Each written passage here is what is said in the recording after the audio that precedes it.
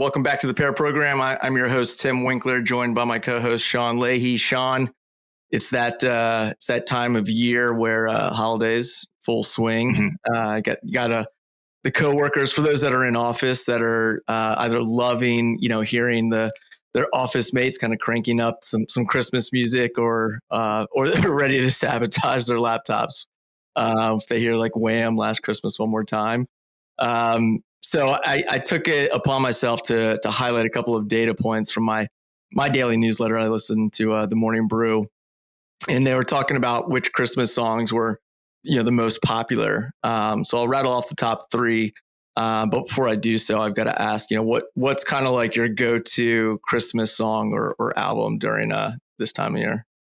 Yeah, so I have I think a pretty strange answer for this one.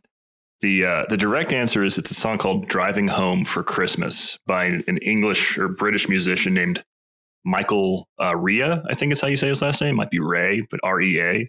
Okay. I first heard it when I was in London a couple of years ago. Apparently, it's like the British Christmas song. It's like their number one of all time, and I hate it. I really don't like the song, but it has a hypnotic effect on me. And if it does pop up in like a Christmas playlist, if I'm at my parents' house or something, I listen to the whole thing. I stare off into the distance. It completely overtakes my brain. But that is my Christmas song that I will never be able to dispense with. I mean, you put that in a loop with Mariah Carey, and I'm hitting the eggnog pretty hard after that. Wait, repeat it for me. What was it? The title is "Driving Home for Christmas," and I think the artist is Michael Rea, R-E-A is the last name. Okay. Yeah, we're going to have to throw that on for the intro for this episode, I think. We'll have a million views by the end of the week. It'll all be me. All from the British listeners.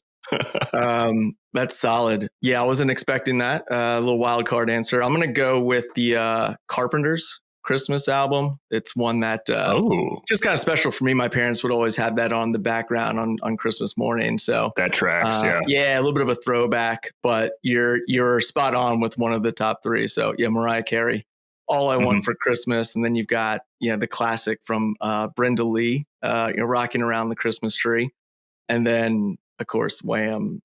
Last Christmas. Can't miss that one as well. What about you guys? Oh, one more. I got one more for you, Tim. I like the old Bing Crosby Christmas carols too, because it reminds me of my grandparents a lot. And also, I'm not entirely sure he was sober when he was recording some of those tracks. So there's like a little extra soul into some of them. But, a little extra sultry voice. Yeah. What about you guys? Let's pass it to Mike and Josh before I ruin Christmas songs for everyone. Yeah, what's the Christmas? Mariah Carey is what I woke up, I'm sorry, just like in my brain this morning. So, God, I can't extract that. But nostalgically, I think I always grew up listening to Nat King Cole. They have a whole Christmas album. There's a bunch of classics in there, but I don't know. There's just something special about that. I've still got the CD-ROM, which I know our younger listeners are probably unaware of what these exist. I'm wondering if CD-ROMs are going to be as cool as vinyl records now are. That's good. Or are they just going to go completely obsolete because it's kind of, you don't get that analog nostalgia, but you still get relatively poor, kind of lossy recording. So it'll be interesting to see what happens if this disc will make it another decade or not. But Sean, what you got? Oh, I'm sorry, Josh. The classics, those 1950s, 1960s style songs of crooners, Bing Crosby and Frank Sinatra, right? Those will always, kind of get you. Anything tied to the Love Actually soundtrack, I mean, that just has to be on there. So, yeah. Love Actually is another reference we had that was dropped on our previous episode. We were talking about Christmas movies, and Love Actually. So I was wondering if you're going to bring that up, Tim. Are we going to segue into the Christmas movie debate? I don't think we have enough time, and we have more important topics today. But I'm sure families all across America are talking about if Die Hard is a Christmas movie or if Love Actually is a Christmas movie. Completely, yeah.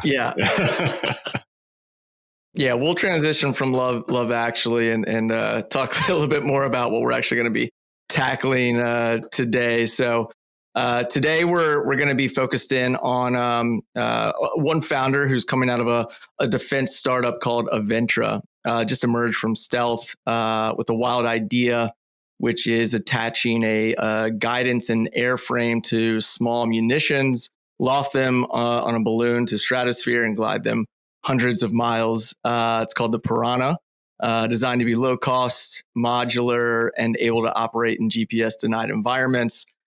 Specifically with this episode, we'll cover going from prototype to production, the acquisition pathways and trade-offs, and then we'll close with what's next in defense, specifically honing in on cyber warfare. And so joining us to unpack all of this, we've got Mike Weigand, again, co-founder and CEO of Aventra, and Josh Stiefel, vice president and government relations at Second Front, and a cyber warfare enthusiast who knows the Hill and cyber policy world very intimately. So Josh, Mike, thanks for joining us on the Pair program. No, thanks for having us. Pleasure. Good stuff. All right, now before we dive in, we kick things off with an icebreaker segment that we call Pair Me Up. Go around the room, rattle off two things that go together. Sean, why don't you lead us off? Yeah, well, we're sandwiched between it right now, but my pair for the day is travel during the holiday season, or travel and the holiday season, I should say. We just came out of Thanksgiving, and we've got Christmas 2 weeks away from now.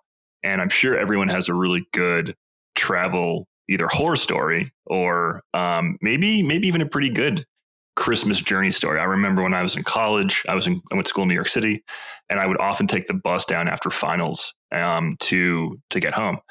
And one Christmas, I had a final on December 23rd. I had a professor who was that mean, but actually had a final on December 23rd. I finished it, and then took, I think, a midnight bus or 10 p.m. bus home. Got home, Christmas Eve at like 3 a.m, whatever it was. So what started out as a rough day turned into a very pleasant, almost a Love Actually style Christmas occurrence, Tim. There you go. Everybody out there traveling for the holidays, we see you. Yeah, less of a trains, planes, and automobiles kind of story with John Candy. So I'm gonna plead a little bit of ignorance on that one. I know the movie, but I don't think I've seen it for like 10 years, so I can't quite trace the plot. Check it out. You'll get a kick out of it. If you're thinking about holiday travel horror stories, it's a good one. Jake. Good stuff. All right, I'll jump in real quick. Very different than what you went with, Sean. So I'm going to go with 3-year-old birthdays and mermaid parties. So this weekend we had a birthday party from our daughter Alice, who just turned 3 years old. Of course, obsessed with mermaids, like most toddler girls are at that age. And so it was a no-brainer for us that we were going to have a mermaid-themed party to celebrate her. So we rented a room at our local rec center that was connected to like a kid's indoor pool. Everybody wore their finest kind of shimmering mermaid tails and mermaid party hats, and had a under the sea Alice is turning 3 birthday party. So that's my pairing for today. I'm pretty sure none of you other guests are going to have something similar. So 3-year-old birthday parties and mermaids. So that's mine for this episode. Let's pass it along to our guest. Mike, how about just a quick intro and your pairing? Yeah, guys, pleasure to be here. Mike Weigand, serial entrepreneur now, building Aventra. Prior to that, helped found and scale Shift 5 to help secure weapon systems and commercial aircraft from cyber attacks, because I thought we really ought to have antivirus and intrusion detection prevention systems on these incredibly complex fly-by-wire software-defined systems. I served in the Army for 8 years. My pairing today is going to be, many years ago, I had the opportunity to take Amtrak in a snowstorm. And while they had to reduce the speed, trains are actually super efficient at dealing with blizzards. And it was one of those kind of like Hogwarts style moments where we pulled into the train station. It was Alexandria. I was coming north from Richmond. And, it was gently snowing. There were no cars on the road. And it was just a really kind of romantic and really pleasant memory, one which I have no idea if it'll ever be recreated in modern life here on the East Coast again. But I wanted to share that with you guys. The planes, trains, and automobiles comment definitely brought me back to that. So thank you. Thank you for tapping that memory that I had until this moment, repressed somehow. Like it was a really great day taking the train up in a snowstorm from gosh, I can't even remember how many years ago that was because it's so infrequent that we get that kind of snow anymore Was it in the Snowmageddon? That middle was Atlantic.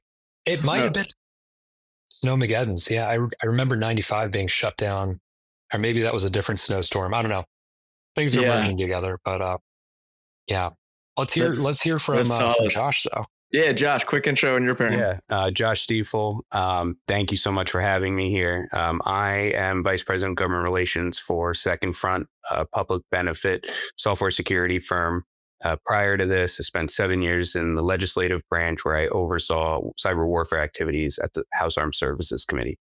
Prior to that, I spent 10 years in the executive branch across the IC and the Treasury departments, working on national security policy and eventually cyber policy.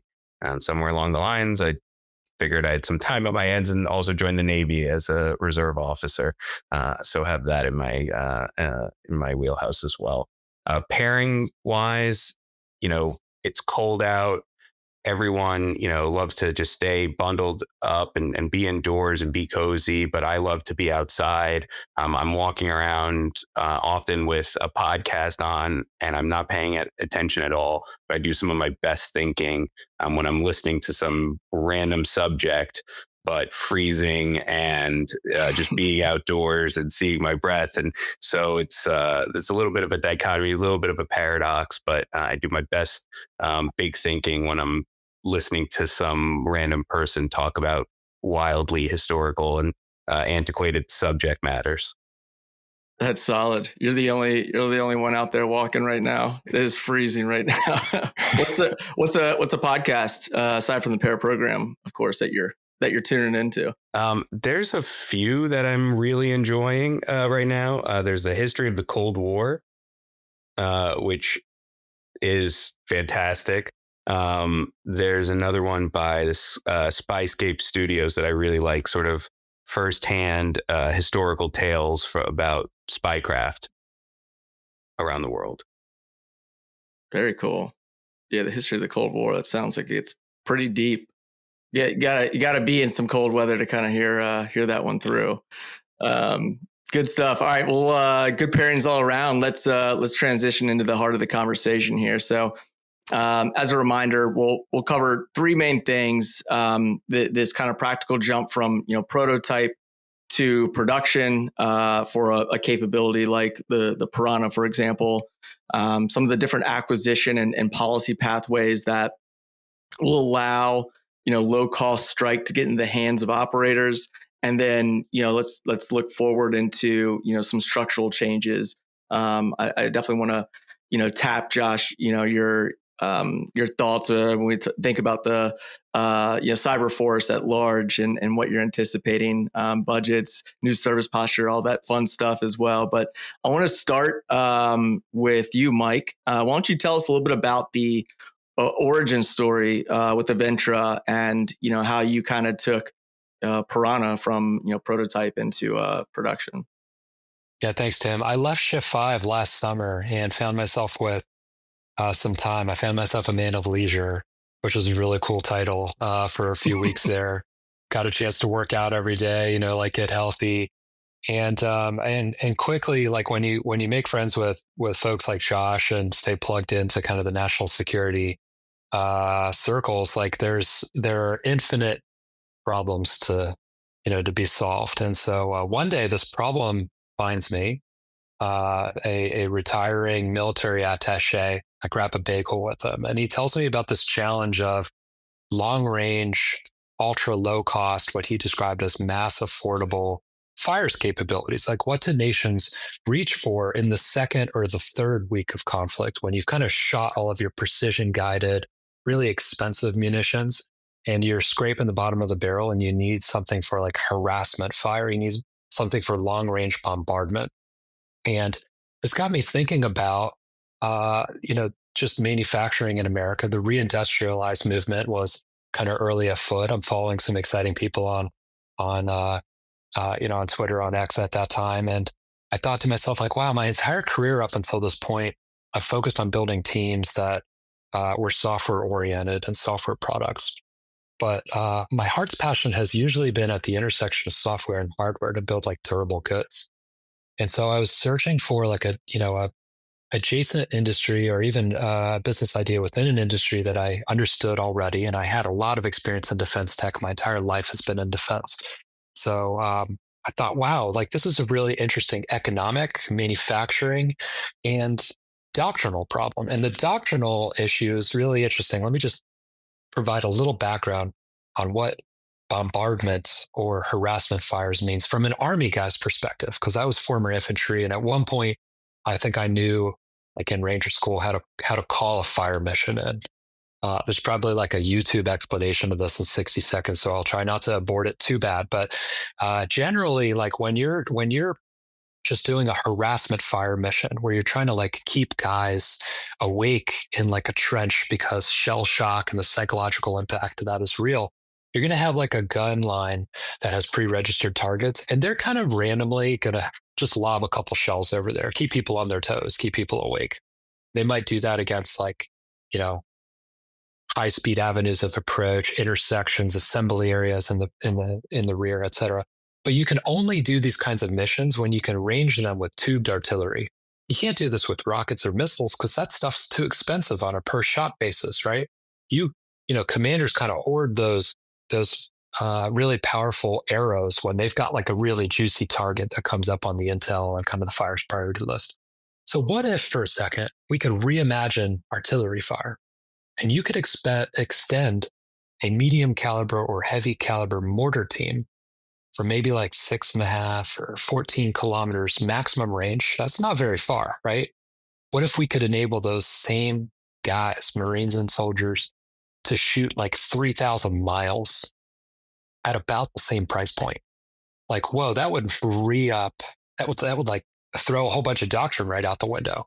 And then what if we could complicate the defender's dilemma and come in from really super high altitude so that the only thing that they can knock your incoming rounds down with are these very expensive surface to air interceptors, or go send like an air superiority fighter out and, shoot some expensive air to air missiles at it maybe, or just wait until these rounds are like on top of their heads coming in and you've got this energy and altitude and geometry advantage if you're coming in at a high angle of attack.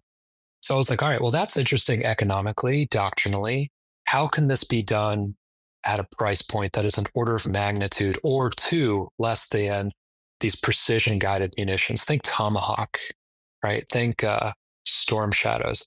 These programs, and Josh actually can offer a lot more detail, I think, on the history of this, because he knows he's worked at every intersection of the military, industrial, congressional complex, as I think General Eisenhower originally called it. But these programs have cost tens, hundreds of billions of dollars, sometimes fractions of trillions of dollars in R&D research over decades.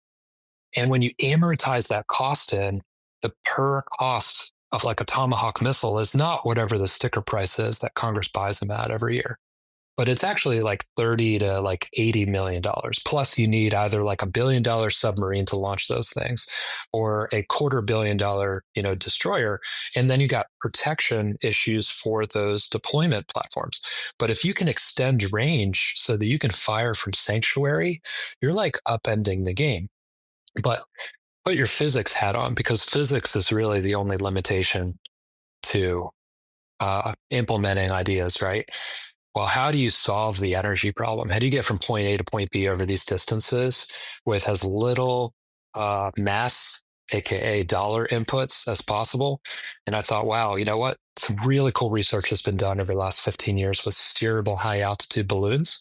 And if you can enable the kinds of ranges that we're talking about here, the launch location kind of becomes irrelevant, because now you can maneuver on almost a global scale in order to get your launch teams wherever necessary to ride these high altitude air currents. So that was like the big aha moment. And I was like, oh man, this would be totally fun. Like, let's make it so that like Army commanders can put mortar teams into play as like strategic level fires assets.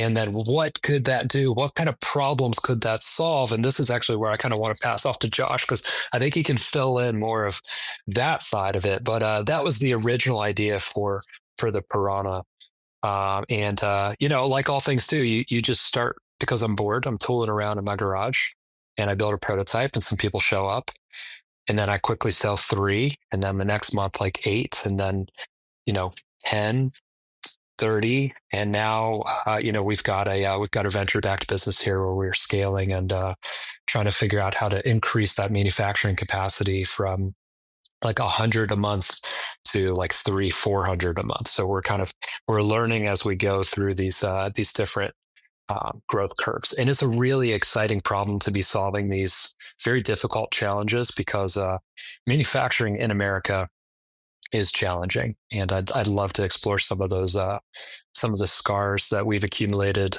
along the way, and my hopes for our country as we build a sustainable economy and a self-reliant industry that doesn't require so many foreign inputs, that allows us to provide weapons in like maybe the 6th month of conflict, something that we've not thought about since maybe the Vietnam War. Mm. Yeah, I mean, I want to dive deeper on the manufacturing piece of that, because it's obviously a very different pivot for you from being primarily in the software industry. What kind of bottlenecks would you say surprised you the most when scaling and thinking through supply chain, tooling, labor, quality control? What were the things that kind of jumped out to you the most when you were scaling? I think any experienced manufacturing people are going to laugh when I say this, but as like a complete, kind of novice, just jumping in the deep end of the pool, the thing that shocked me the most was how challenging it was to get low cost wire harnesses in very short periods of time. And look, there's like a couple interesting companies that are trying to solve this right now. One of them, Senra Systems, out on the West Coast. But in an era where we've got Xometry and send cut send, you can just upload physical models and get them laser cut, milled, machined, 3D printed, and then like have the physical object back in your hands in like 1 to 4 days, which is pretty cool. Meaning you don't need to have a machine shop anymore to like rapidly prototype a model. Like that just doesn't really exist for wire harnesses. And so if you're like an electronics guy, you've got the world at your fingertips when it comes to printed circuit board design, rapid assembly, population. You can get populated finished circuit boards back in hand in like a week or 2, depending on how much money you're willing to spend. Not so for wire harnesses. So ran straight into that buzzsaw. And anybody that's had to build more than like 3 of the thing, man, when you start crimping, like all of the drone people that listen to this podcast know exactly where I'm going with this. You're trying to crimp these like really small wire gauge, crazy little JST connectors and everything. And oh my God, it's just insanity. And so the first thing you do is like, all right, where's a company that can build this? And then you quickly get sad when you realize that those that have the best service, price, and turnaround time are all in Shenzhen. And you're like, where is this company in like Pennsylvania or Ohio or Phoenix? And everything's so much more expensive, or there's no online instant quoting. It's there's a lot of things that we can improve, and that's just one example. But I'll stick my final answer will be wire harnesses was the first buzzsaw that I ran into, and it's still an interesting challenge for us today. There's not an American company that builds the machines that can build the wire harnesses. So I hope we continue to solve that. And shout out to Xometry, because they're a local DC based startup that was popped off 10 plus years ago, and just scaled tremendously. Before we pop over to Josh on some of the policy color here, I had done some research on your strategy with regards to like vertical integration. Maybe in plain terms, what does owning more of the stack, kind of buy Aventra in terms of like reliability or speed and security? Well, I think you named it. I mean, quality, number one, speed, the ability to pivot quickly. I think that a lot of disruptors in industries that are dominated by incumbents have proven in the last couple of decades that it's through vertical integration that you can really drop prices and move faster. And my customers care about cost and they care about speed. And I think that what we're seeing in the Ukraine war as they defend themselves against Russian aggression is that the OODA loops, right? The reaction cat mouse game, like this continues to shrink and shrink and shrink. And so your ability to react, modify, and change technology as much as possible to make things software defined, to have modular open system hardware architecture, this is going to be absolutely crucial to our future advantages. There's always going to be a place for really high-end, expensive, exquisite capabilities. We hear a lot of senior leaders talk about this high-low mix, but I think that when you get into protracted conflict, it's actually the low mix and your ability to quickly iterate there that provides more durability. I want to pass it over to Josh, I guess, a little bit more on like the policy side, and we'll use this example from Mike and Aventra tied to defense production. From your time on the Hill and at Treasury, a small company like Aventra is trying to solve these hardware problems. What are some of the concrete levers that actually sit in Congress? So what Mike laid out is the perfect encapsulation of someone who obviously understands the requirement, understands the need as a former operator, has the engineering, and can go into production, right? What I saw in talking with, hundreds of companies over my time who would all come in and say, look, I've got the panacea to all the department's ills on cybersecurity or on network architectures or whatever. And what I would see at least was a lot of companies that had their heart in the right places, but were coming with solutions to then push the department to be what it is not, right? Oh, well, if only the department were, structured this way or it operated this way, like my product would absolutely like crush it and fix all their problems. And there's this resistance to sort of making the change and saying, well, we don't live in that world. We live in the world we live in. And the Department of Defense is a very unusual entity. And knowing what you have or what you offer compared to what the user needs are and how the user, both the individual and the institution, how they actually ingest these things. There's a disconnect and there's a lot of, it's incredibly opaque. So Mike can speak to how he understands these things at a really deep granular level, right? Because he lived that world. We don't have a lot of folks that can offer that. And so there's a frustration. Oh, the department's not moving fast enough. Oh, they're wedded to these antiquated systems and what have you. And I understand that. But I also see a lot of technology being forced on the department or being offered to the department with the sort of mistaken belief that it can just adapt and move like a private sector commercial entity does. And that's not right.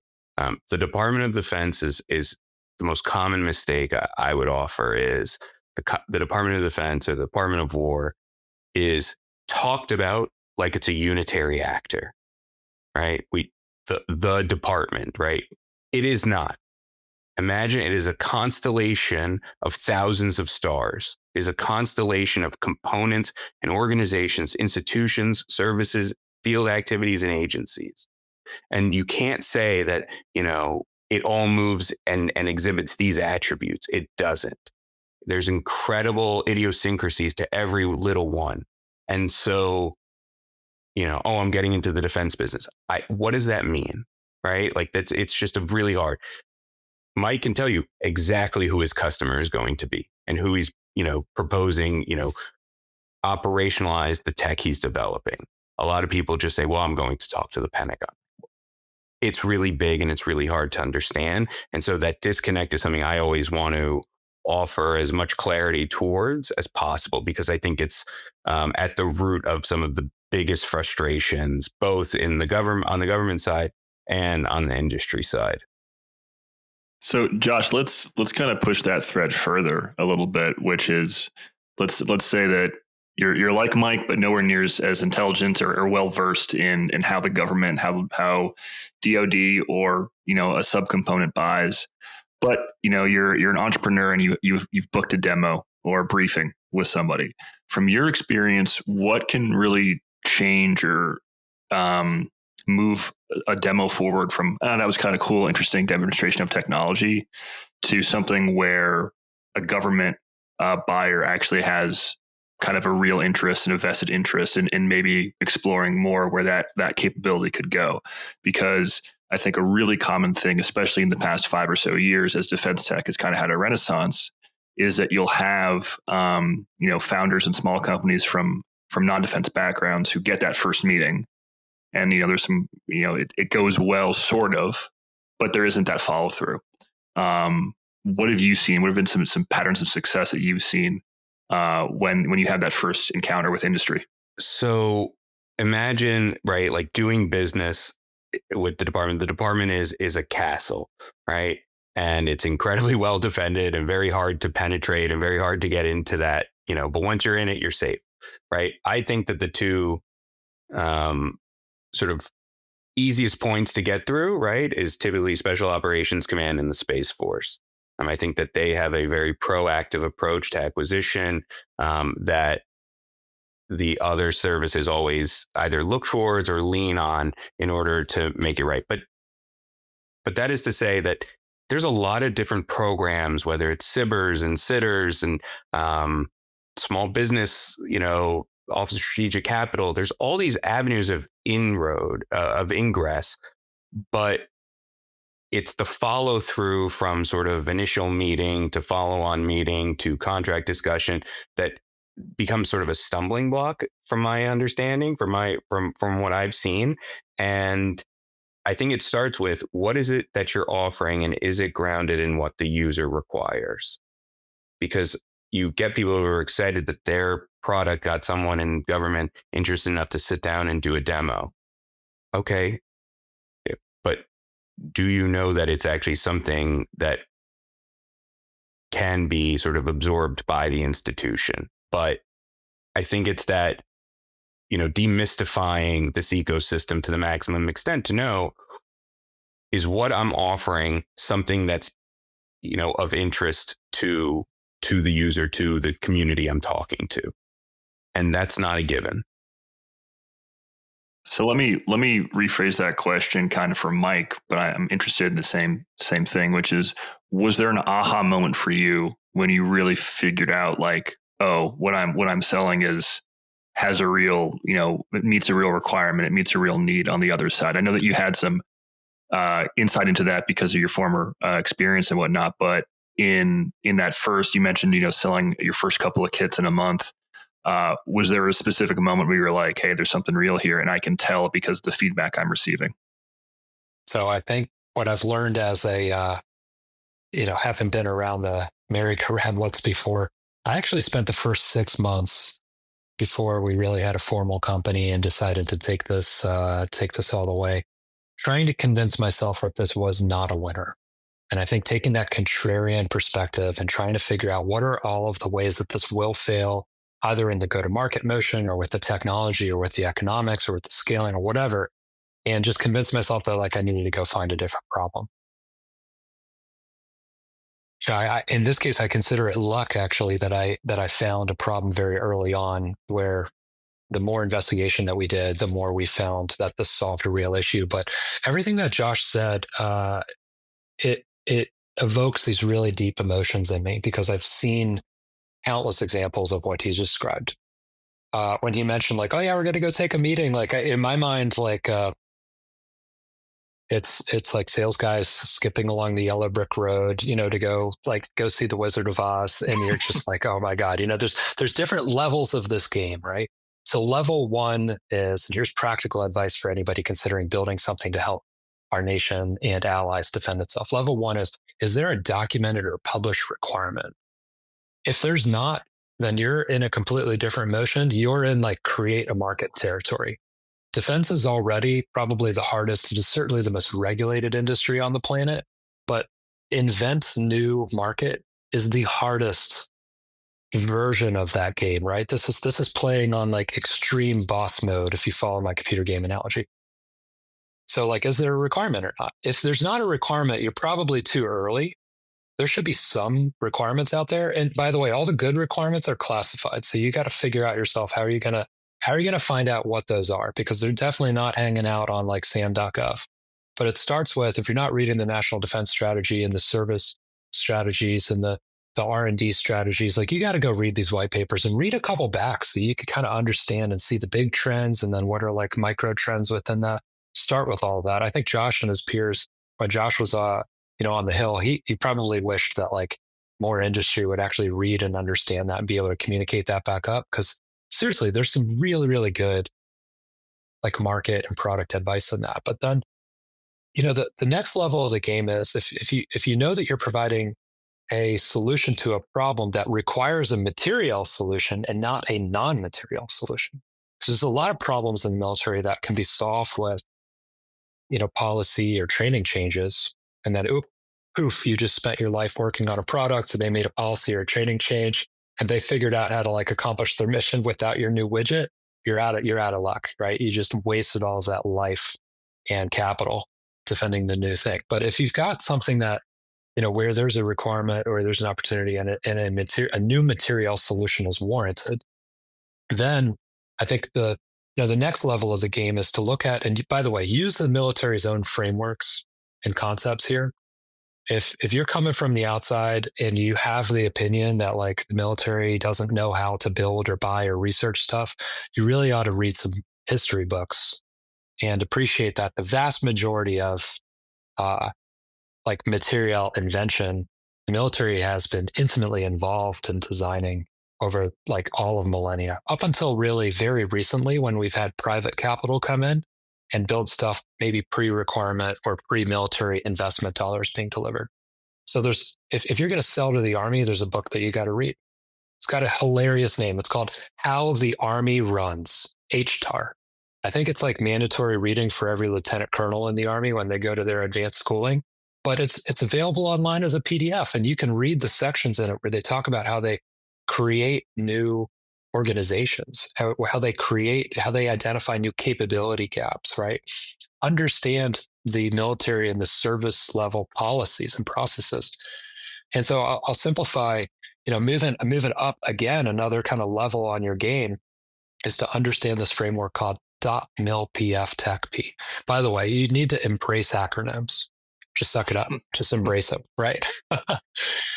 DOTMLPF TechP. Doctrine, organization, training, material, leadership, education, personnel, facilities, and policy. If you're a product guy in defense, you should be able to rattle that off the top of your head. And that's the framework with which you should think about every problem that your company solves. What aspect of this related to a mission capability does my company address? And so when we were looking at the Piranha, we thought, all right, well, what's the doctrine that our tool will be used under? Does that need to change? If so, oh my God, like doctrine change is tough. And we're talking about doctrine change, but like, is there sufficient internal political will to go after that? If not, don't even attempt it, right? Organization, like, do new organizations and units need to be invented to use your thing? If so, just appreciate that takes time, money, resources. That's why the sales cycle could be so long, right? Training. If you're providing a product, better have a solid training plan. Military is going to want training for different function levels. What grade of, service member, enlisted or officer, and what experience is going to be trained. That gets into the personnel aspect. So you can see how all these things are connected and associated, right? The material solution, that's the widget. That's just a component of it. Leadership, education, facilities, policy. If you can't name how your solution is going to plug into that framework and find ways, or at least appreciate how long, difficult some of the change around these associative components is going to be for your material solution to be adopted at scale, then you fundamentally don't understand the drivers behind, this the so-called valley of death, right? All of this can be totally understood. A lot of people are just like, oh, I built a thing, I got a sitter, got a sibber, I got some money, and I got dropped off in the middle of the valley of death, and now nobody's buying it. And they didn't think, well, it's because like military doesn't have the faintest clue like who's going to use it. What's this new unit going to be called? Who's going to develop that? How are they going to staff the paperwork? By the way, where are the bodies going to come from? Where are they going to get the personnel? So I see Josh smiling and shaking his head right now because like if you don't have an answer for all of that, you're not even thinking about or appreciating like the scale of the problem and the scope of the problem. When you understand each of these processes, then I think you can be the best partner that industry can be, which is to say, hey, by the way, we see kind of risk here, here, and here. And when you find sponsors at like the operator level or the program level, to be able to communicate about all these challenges is a breath of fresh air.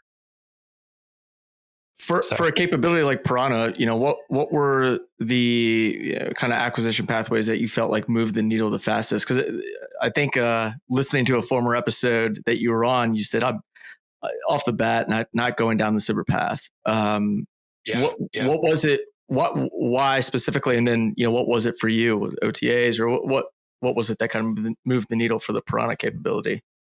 So we'll always accept R&D money, but I think it's really important to acknowledge that like when you've got a widget or a product, in recent years, Congress has expanded the authorities and the amount of money available for units to just go out and buy components and then plug them into exercises so that you can get feedback faster. And getting that O&M, operations and maintenance money, or experimentation money is a lot faster than even getting CIBR or SIDR money.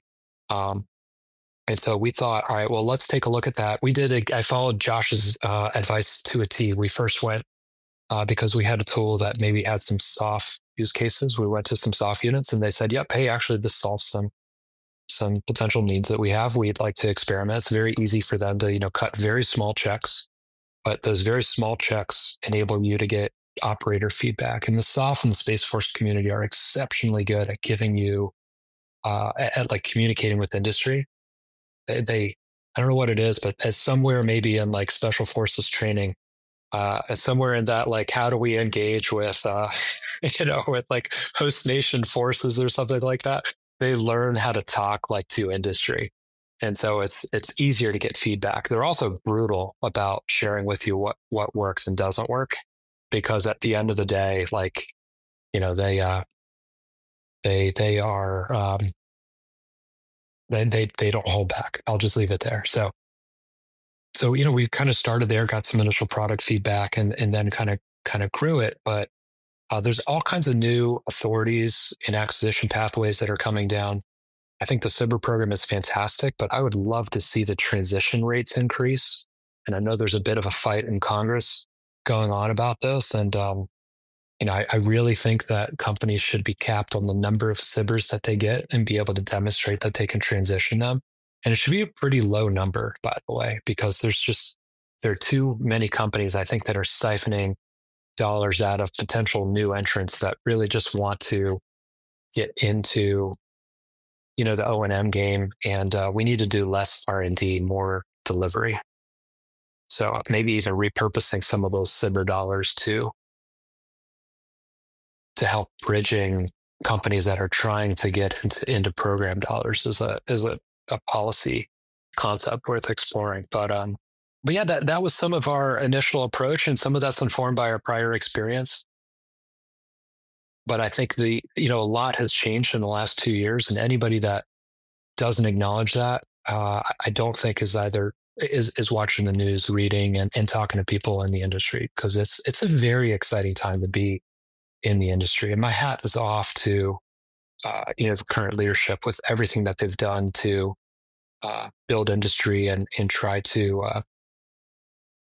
re-point to the department to be more open to non-traditional firms and to move faster on emerging requirements. So speaking of emerging requirements, I kind of want to talk about cyber as a capability. Tim, do you think that's were you moving the same direction there? Yeah, I think it's I'd like to. There was one more quick little thing that I did want to ask Mike, and maybe there's only so much you can expand on this, but when kind of taking a buyer from interested to we'll buy at scale, was there any specific like data or like manufacturing signals that you found that kind of mattered the most that you leaned into or really kind of tried to pull from those buyers? Yeah, I think as you emerge out of kind of prototype and low rate deliveries and you're trying to get into more sustainable delivery schedules, as you engage with program managers considering you for a program of record, they're going to ask you about your manufacturing readiness level, your MRL. So you could Google what that means. But basically, I think the companies that are investing today in manufacturing capacity absolutely have a leg up in winning programs. There's two approaches to this. The traditional approach has been industry is going to hold back and wait to see, does the government cover some of my CapEx cost? That's been the de facto expectation of like primes in the industry the last 20 years. And now you see an emergent vintage of companies that are coming up with private dollars, and they're building the factories, in some cases pre-demand. And that drives demand because now program managers can say, hey, you know what? Like, we're getting a deal here. And oh, by the way, this company is leaning in. I have something available faster. So it's going to be really interesting to see how these two approaches normalize. Because on the one hand, primes are waiting to see multi-year contracts and more forward revenue kind of bookings before investing their own investors' dollars, or, even getting funding from the government. And I think that increasingly you're going to see that actually, those investments shift to the private sector and to investors that speculate on this. I think this is good news for the taxpayer. I think it's good news for the warfighter. Shift some of that risk. But in order to continue to incentivize that direction, we need to start spending more than 1% of the defense acquisition and sustainment budget on non-traditionals. If you stack up and look at the budget today, it's still 99% going to, what we would consider like the legacy primes. So there's tremendous capital opportunities out there, but I think the government has to follow through and continue to redirect dollars to companies that are willing to plop down hundreds of millions of dollars to build a factory before even getting substantial orders. And if the order volume shows up and matches that, you're going to continue to see private dollars, match or outstrip, probably completely outstrip, private R&D dollars, and that's a great deal for everybody. Yeah, manufacturing readiness. There's a laundry list of episodes that we have on our horizon when we think about manufacturing and the snafus that folks are running into with how to do that at scale. But yeah, let's take a minute to talk a little bit about what's next, what's kind of around the corner for private sector, for defense to be tracking.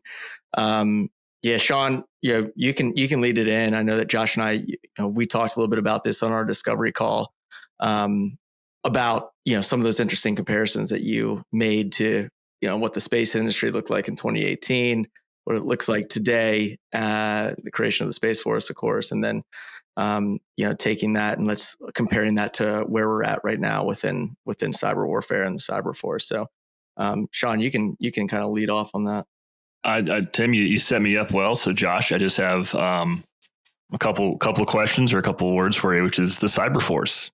Are we ready for that as a nation? It's a little bit humbling that the question is directed at me, vice to Michael, who was a cyber warfare officer. But I found myself in this world now over a decade ago, and what is so maddening, probably a lot, like the dynamic of the Valley of Death, is the problems we're dealing with today are no different than they were 5 years ago or 10 years ago or 15 years ago. And that to me is indicative of a system as is that is incapable of meeting the challenge.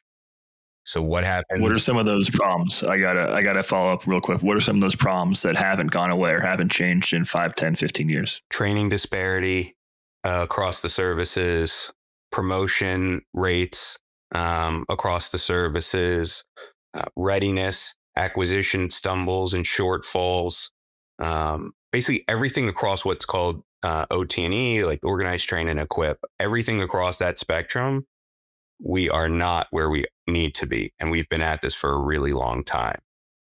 And a lot of people bring up the SOCOM models like, well, cyber is today what SOCOM was, 30 years ago. And if you look at it and you really dig into it, that's not true. It did not take this much work to make SOCOM a very functional organization. Right. So we're investing more effort to try to fix this system, and we're just jamming a square peg through a round hole. Right. What I talk about is that, this is a movie that we as a country, we've seen it before, not once, but twice. Right. Technological change results in the ability to militarize a new domain, and we have to adapt institutionally to fit that challenge.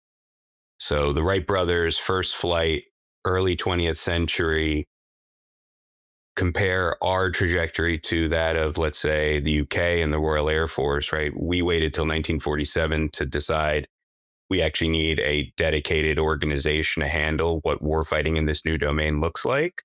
The Brits did it before World War I had even concluded, right? The Royal Air Force was the world's first independent air force, established in 1918. We waited, another 30 years. That didn't buy us anything, right? That was actually probably to our detriment that we waited that long. And it wasn't like the debate wasn't happening. There's a lot of, it was with fits and starts, but, whether it's now or 100 years ago, no political constituency is more powerful than the anti-change coalition, right? Just the resistance to do anything radical is just always opposed in our system. And so it's unfortunate it took till 1947, but it is what it is. The same could be said for space, right? The technology changed. We had the ability to access this domain. We had the ability to militarize that domain. And the current institutional construct had proven it was incapable of meeting the moment. Thus born the Space Force. This is a domain. It has been a domain since 2004 when it was recognized by the Joint Staff as a domain of warfare. And, we're 21 years into this story and we're still stumbling our way through it, sort of resisting, what we know to be true, right? Like resisting the signs of like, there's a lot of parallels here to these historical antecedents. Yeah, I was wondering if you could do, as Tim mentioned earlier, and you just mentioned right now, looking at the evolutionary differences between Space Force and a kind of a proposed or a conception for a cyber force. What are the key similarities and differences between those two domains that you're tracking? So, space is a physical domain. It exists, right? You know where it begins. From the perspective, from just the physics of the planet, right? Cyber is an inherently, entirely man-made domain. So there's a key difference there. From where we sit today, space had been managed almost exclusively by the Air Force for its entirety until the establishment of the Space Force. It had been named the executive agent for space, not once, but actually twice. And that should bear some questions of why the SecDef declares someone to be the executive agent. Why does it have to be declared twice? But in the case of cyber, we've split the work up 30, 30, 30, and 10 between the Army, Navy, Air Force, and Marine Corps. So we've made the problem even more difficult, right? Because to fix any one problem, you have to deal with 4 very distinct bureaucracies. So were there to be a cyber force, the establishment of it is going to, by definition, look very different from a Space Force, which was more easily able to transfer within the organization. Vice here, you're bringing together components of 4. Yeah, I liked how you framed that, where it's this line of demarcation and kind of thinking about where the borders are, right? Like you said, space is a physical domain. If it's going up, but beyond a certain distance, that's space, right? But cyber it's everything. And sometimes people, confuse cyber with just straight up digital or software even, right? And so you get these misunderstandings about who's responsible for what. And it would take a lot of, rethinking of how we can conceive of the domains of warfare if you're actually going to organize a new force around cyber. So illuminating comments, Josh. Yeah, I mean, we had the debate in this country of whether we should take anything that has wings and anything that flies and put it under the Air Force, right? And we ultimately realized, like, no, that's not the right move. The Navy needs aircraft. The Marine Corps needs aircraft. The Army needs everyone flies aircraft today, right? It doesn't, just because you have an Air Force doesn't preclude the Army, Navy, Air Force, and Marine Corps, because what they're doing is using aviation, using that domain in support of their core objectives. Right? If there's a cyber force, it doesn't preclude the Army, Navy, Air Force, and Marine Corps from leveraging cyber capabilities in support of that commander's objectives or that commander's core concerns. It just means, though, there's someone who's still responsible for the domain at the end of the day. Right? The chief of staff of the Army is responsible for more boats than the chief of naval operations is responsible for ships. But if something goes wrong in the maritime space, no one's looking at the chief of staff of the Army because he has more boats, right? That's not the way it is. We know who's ultimately accountable if something goes right or goes wrong, except in this domain, right? We have 5 domains and we've built services for 4 of them.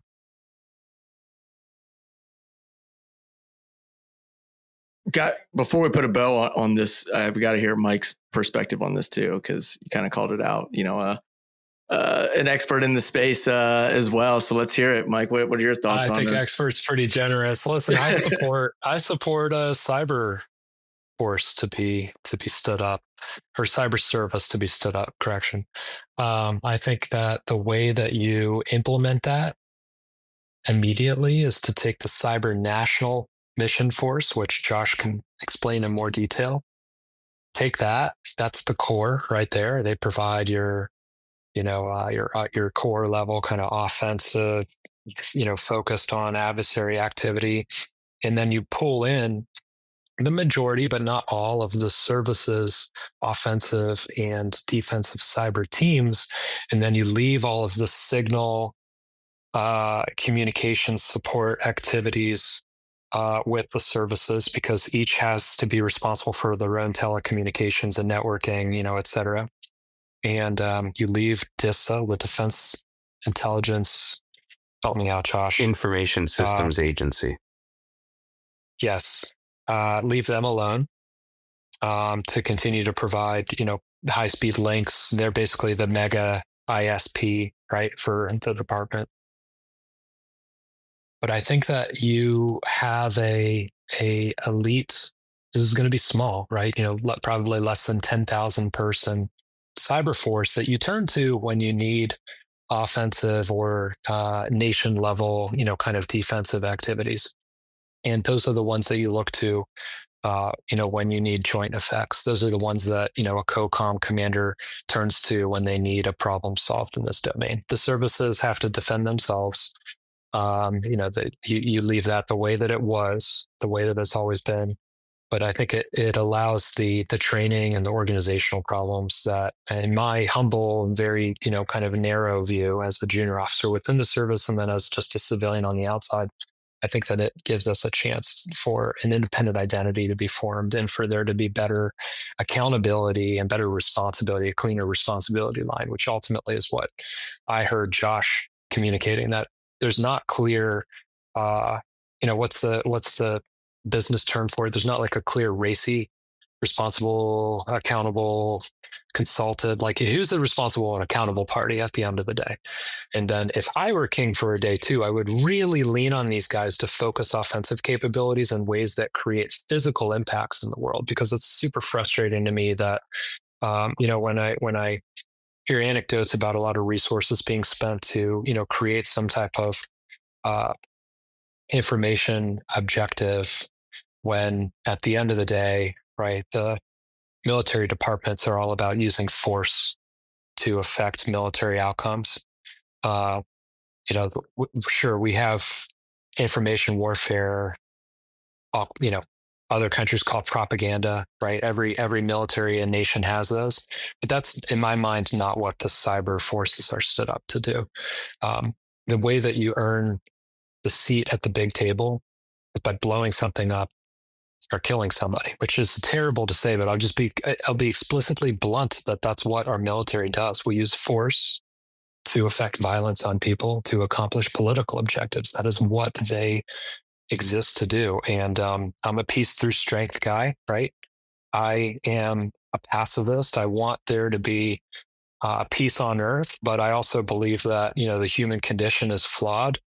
And the way that we do that is by having the biggest stick. Don't poke America, because we will throw you off a cliff.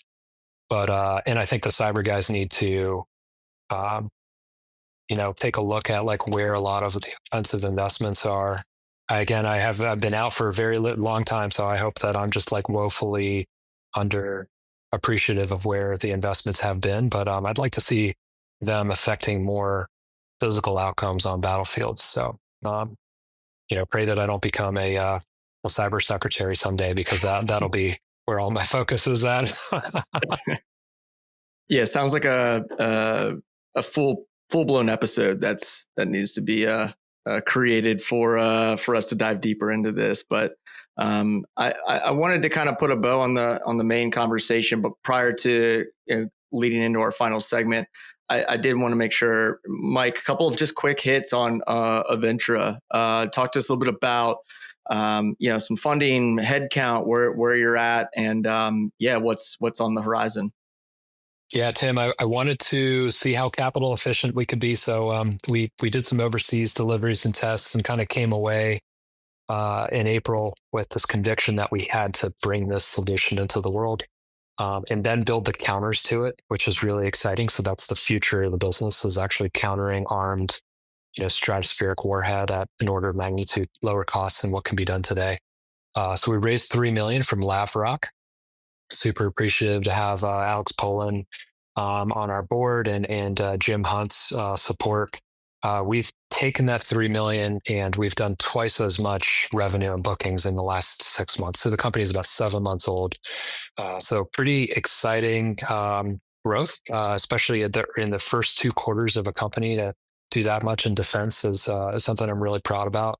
Next year is going to be gangbusters. So we're hiring, we're scaling our manufacturing facility here in Northern Virginia, and building co-production capabilities overseas.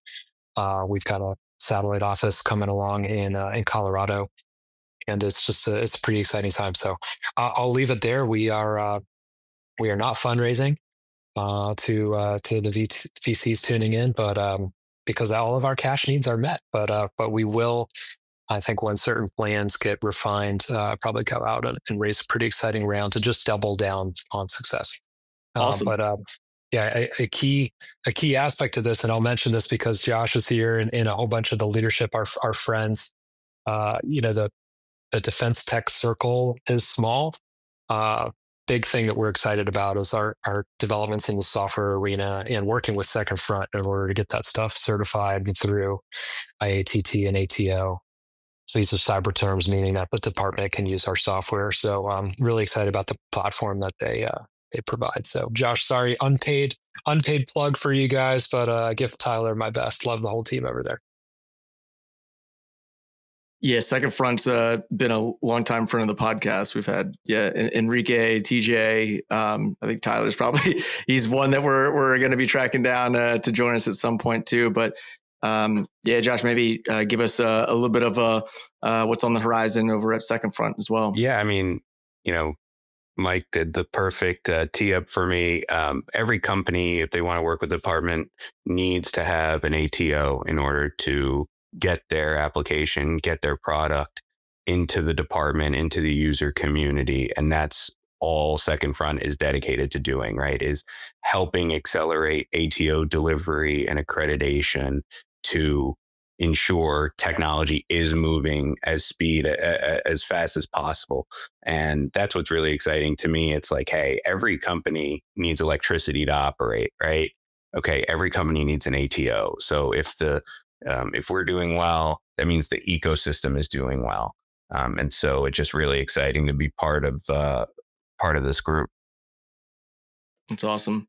And specifically, you joined not too long ago. Can you just maybe highlight, the goal of you coming on board? What some of those objectives were? Yeah, I think there's been Second Front has been around for a number of years, but in terms of actually being able to offer an explanation of what it is that we do, that's something that we're working to put a lot more emphasis on, to explain to congressional stakeholders, to senior leaders in the department, to component commanders and agency directors, to just say, look, there is this resource that's out there. This is what we do. This is what we offer. And talking to the commercial space and really honing in our messaging so that people understand, one, what a problem it is, right, as another facet to working with the department, something that is entirely, right, self-imposed, right? We, the country, decided, we're going to do this, but there are ways in which we can make this less painful.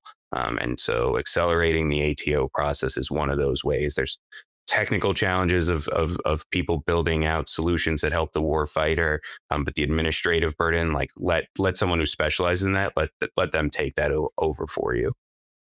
Nice.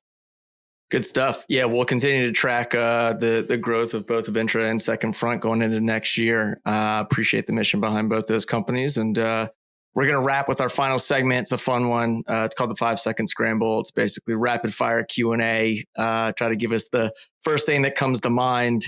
Sean, why don't you lead with Josh, and then I'll close us off with Mike. You bet. All right, Josh, you ready? Let's go. All right. Question number 1. What's the weirdest or strangest thing that you've had to explain to a room full of lawmakers? Solar winds.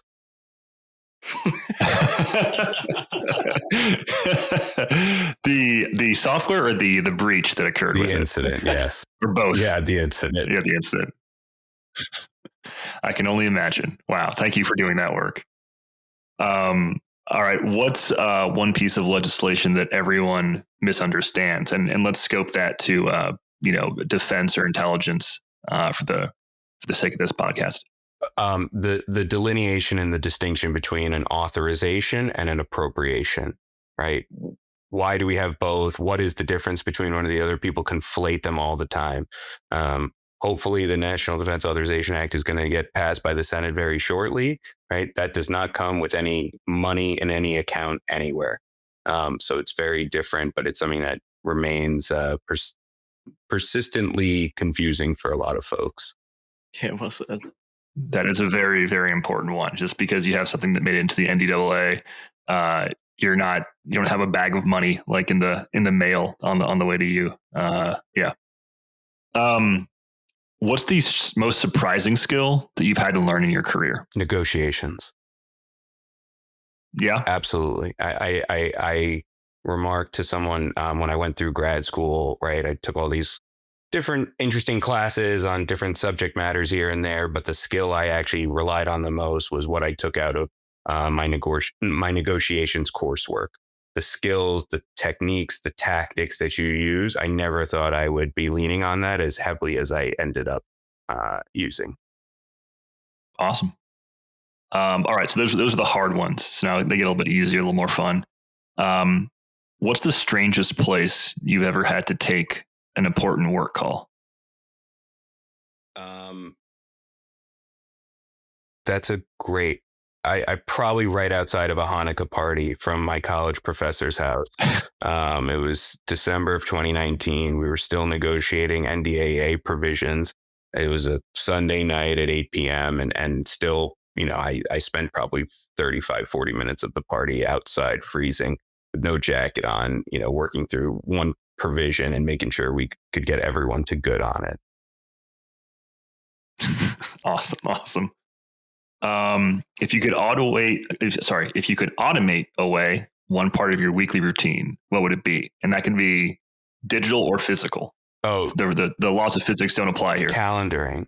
Just one person trying to balance and schedule every single engagement and plan and lunch and breakfast. And yes, if I could give that to someone else to take over, that would be a huge net time saving.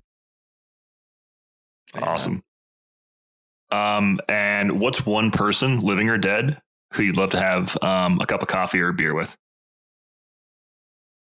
I think Dwight D. Eisenhower.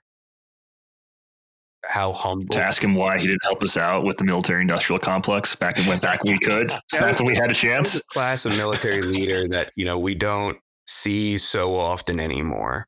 And so just to understand what he was concerned about, I think sort of servant soldier leader, just a remarkable individual. Right on. All right. And then final question. This is the traditional question here on the podcast, which is there a charity or a corporate philanthropic effort that's near and dear to you that you just want people to be aware of? The Third Option Foundation is a really remarkable group that I started, giving to, a number of years ago, as soon as I found out about it. Having come out of the intelligence community, it's just a sphere of the national security space that a lot of people don't really understand. And here with Third Option Foundation is, a tier within the most elite tier, within the most elite group of people doing really extraordinary things who, can get that added on medical care and attention from this foundation that isn't always provided firsthand from the agency itself. So I think the Third Option Foundation is a really remarkable group, and I'm not any more involved than just being a consistent donor to them, but I'm just awestruck by what they do. Tremendous. All right, Josh, 5 stars. You aced it. And I'll pass it over to Tim and Mike for their 5-second scramble.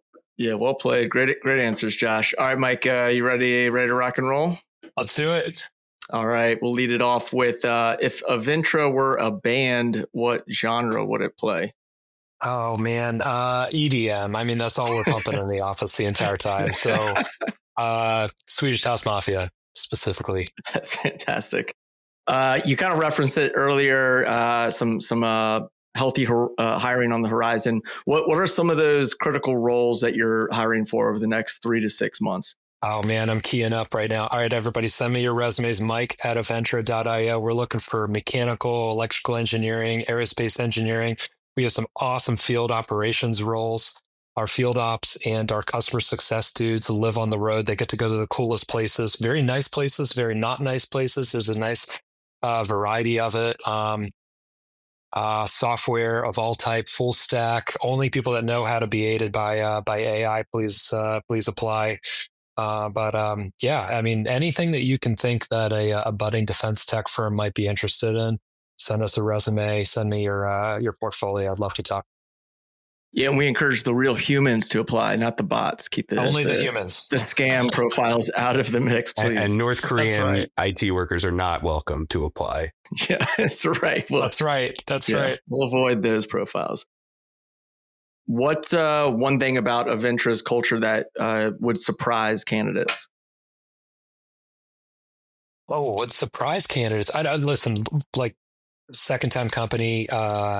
What that means is like the founding team's done this a couple of times now, so we care super deeply about a really tight culture, no jerks policy. Everybody around here is super kind and willing to share their experience with one another. I don't know.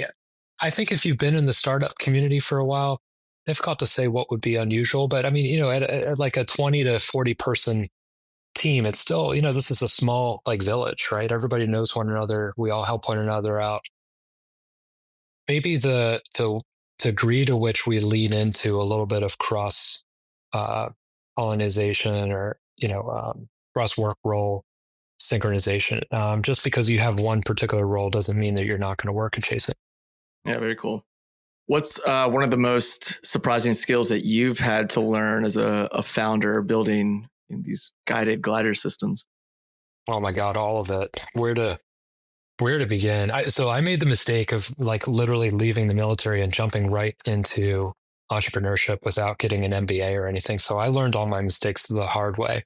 So I guess the most unsurprising thing is that you just get up every single day and you just keep running forward. And it's a minefield. And the idea is to get far enough on the mine that it like propels your body like farther, fail forward, right? Fail downrange. Most surprising thing, gosh, I'm sorry. I'm punting for time here. It's all been surprising. I don't know. I truly don't know how to answer that. Everything. Yes. No worries. We'll take everything. Finish this sentence. Affordable mass precision fires will succeed if blank. Countries figure out who's going to be responsible for stratospheric long-range fires. Well said. Favorite travel destination when you are looking to unplug, not business related? Anywhere in the Caribbean. Warm beach. I want exclusively drinks with little umbrellas in them, please. Right now, especially. Especially. What was your very first job? I worked as a farmhand, actually. So cleaning stalls, like mucking manure, moving rocks, and pruning apple trees and apple orchards, which is not the majestic job that it might initially appear. Yeah, that'll thicken your skin real quick. Yeah. If you had to teach a master class on something that's unrelated to defense, what would it be? How to get your kid into combat robotics. Cool. Yeah, as a way to inspire, grit and inspire an interest in STEM. Yeah, certainly a hot area. And favorite military or aviation movie? Oh, guys, I'm a sucker for Top Gun. Both of them. I love them both. And then Behind Enemy Lines would follow up after that. So there's an aviation theme there. I know that might not make sense with my background, but I wasn't smart enough to be a pilot. So, I still dream. And then, final closing question. Is there a charity or a philanthropic cause that's near and dear to you? Yeah. So my wife actually works. It's a small charity out of Richmond called Matthew Smiles Foundation. They focus on addressing and reducing teen suicide. There was a terrible tragedy in our kind of extended family, and the way that everybody kind of grieved through that was by standing up this charity and running a fundraiser and helping address that through awareness and outreach. So I'm really proud of the fact that my wife contributes to that. And I think that's that's something that we can all get behind. So. Well said. Yeah. And we'll plug, both of those charities the week that we release the episode. We have a Just Cause Thursday where we just plug, specifically some of these answers from the 5-second scramble. So thank you guys for sharing those. And thank you guys for joining us on this episode. Appreciate the work that you're both doing. And thanks for joining us on the podcast.